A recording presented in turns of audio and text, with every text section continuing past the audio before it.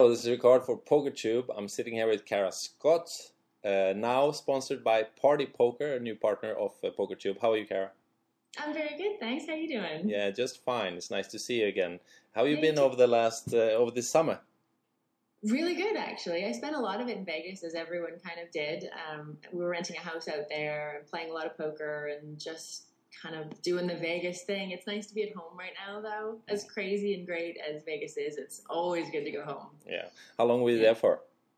6 weeks, I think. That's maybe 7, closer. Yeah, a long time. Yeah. Okay. Did you have any? Did you win anything? Did you have any good success on any gaming? I had some cashes. I didn't win anything big. I had some good success at cash game tables, which was nice. So it always helps to kind of even it out a bit. And, some prop bets that I won. So I'm about even. All right, that's not bad. I mean, was it 3 years ago or 2 years ago you played your first main event? This was the third time I'd played the main event, so yeah. And you had a crashing start to it. I remember I was there following you all the way through. Tell those that doesn't know about you about that experience.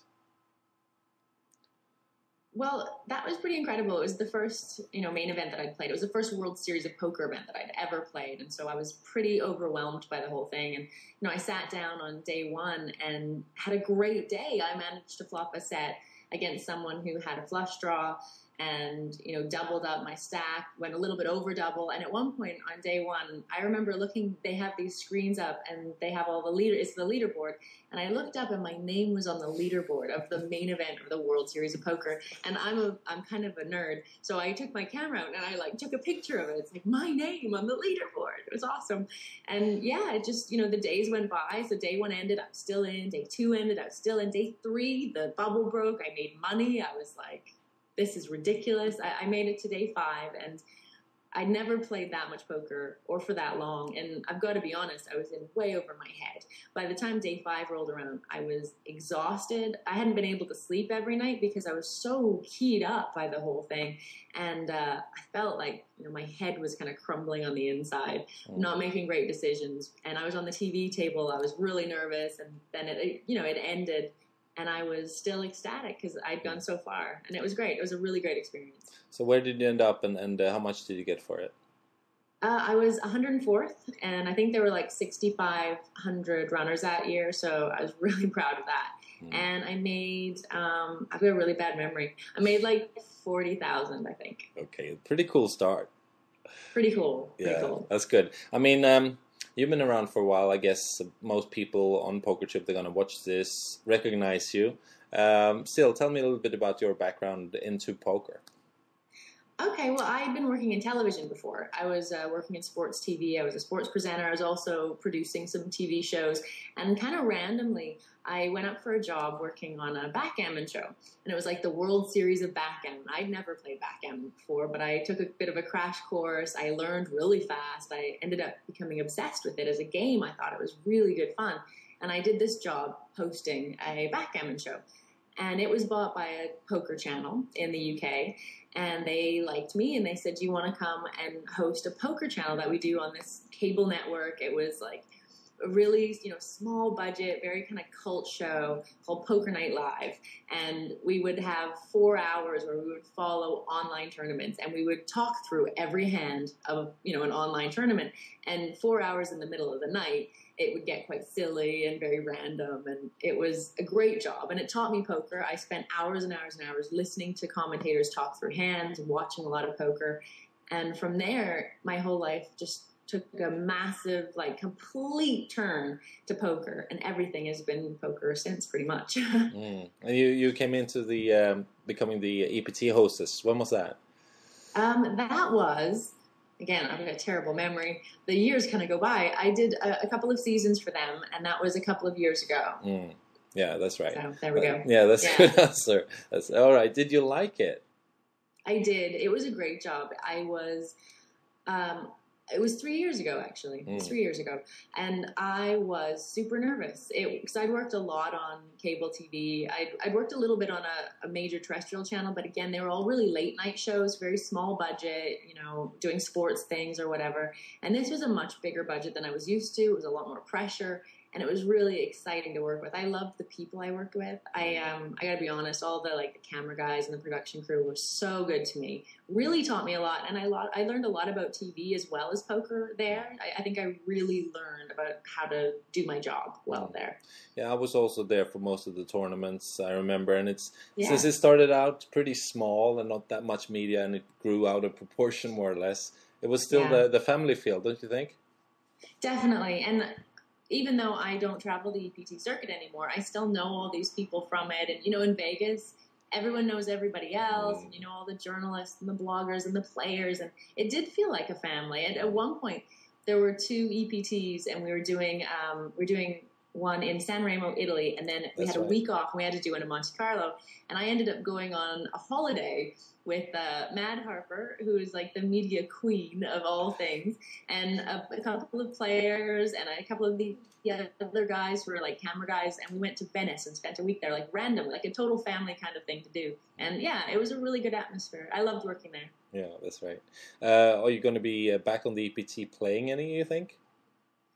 Wow, it's really tough because I'm pretty much based over in the US right now. So I don't get back to Europe very often. And when I do, I'm generally working. And, it's kind of hard to be away for that long. I have a lot of respect for tournament players who do the circuit because it's pretty tough. It's a hard lifestyle to travel that much. So hopefully I will someday. I played a few when I was working for the EPT. They were kind enough to put me into a few. And that was a lot of fun. And I'd love to do it again someday, And also, your background is Canadian, British. Where are you from, really? Oh man, listening to my accent, it'd be pretty hard to tell, I think, because it really changes, which is kind of irritating. But I was born and raised in Canada, in northern Alberta, and I lived there. Went to university, the whole thing, and then I moved to England, and I was in England for 10 years. Give or take, and now I'm living in America. And I think living in England for 10 years, I didn't have a lot of Canadian or American friends. Everyone I spent time with was British, basically. And so my accent really changed. And you find over 10 years living somewhere, you do definitely change, and you don't really hear it yourself. But my Canadian friends, when I'd phone home to my parents, they'd be like, yeah, you definitely sound like you picked up an accent. And then, doing television, I think a lot of Americans thought I sounded European or English. And they were really surprised when I came over to America, and all of a sudden I was on High Stakes Poker and I sounded American. And they're like, she's putting on this American accent. It's terrible. It's like, no, I'm Canadian. This is my accent. This is how I talk. I'm really, So I'm back in America now, spending time with all Americans and some Canadians, and my accent's come back. So I don't know where I sound like I'm from. No, I think it's a pretty cool mix, actually, and there's nothing that you set up or trying to be cool in any way, So I like your accent. How was working with High Stakes Poker, by the way? Very exciting, really, really exciting. Poker Productions, the company that do this, they also do like Poker After Dark and a lot of other big poker productions. They're so cool, and it was really a treat for me to work with them. It was something that I had in my head as a goal. I really want to do something like Poker After Dark or High Stakes Poker or one of their shows, something with them, because I really appreciate what they do. And I'd always been a big fan of High Stakes Poker. It's hard to get a job on something that you really love because you really don't want to screw it up. That's like a massive amount of pressure. So must have been very nervous the first couple of takes, right? I really was. Yeah, I was. It was funny because Maury, he's the executive producer. He said, we can have a bet on how many takes it takes you to do the first opening line, and I was like, it's not going to take me more than one. So let's do it. Let's come on, bring it on. So we had a really good time. It was Excellent. Good, and we're going to be filming again. I think probably in November for the next season. So that's going to be exciting. Wow, and you're going to be there, right? Yes. Yes. How many shows will it be this time? Don't have any information on it as yet, I'm afraid. But as always, the best lineup possible. Everyone will be there.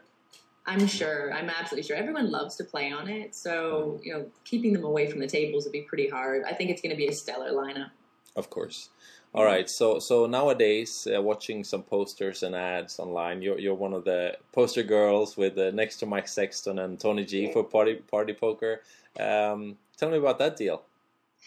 That, it's been a really good year for me, I gotta say. And in January, I signed a deal with Party Poker. We've been talking for a little while. I've worked for them before. Last year around this time of year, I was doing the World Open for them. I'm going to be doing it again this year, but as a member of Team Party, which is good. So I've done that. One of my very first ever real tournaments was a Party Poker tournament that I played on television. It was a Sports Star Challenge. And I won it, and it was like my first win, and it was really exciting. And this is years ago. So I've got, kind of a relationship with Party Poker that goes back a long way. And we started talking, and we signed a deal in January, which meant that I'd come on board as one of their, their team pros, but also I'm going to be hosting a lot of their TV program and all their content, that sort of thing. And yeah, hanging out with the Party Poker guys a lot. Yeah, that sounds great. Yeah. I mean, there's a couple of events coming up in London now. It's the WPT London and the World Poker Open, is that right? Yep, the World Open is following right after the WPT London, so I'm going to be heading there very soon, actually. I'm going to be heading out to London in September, hosting those ones, and really excited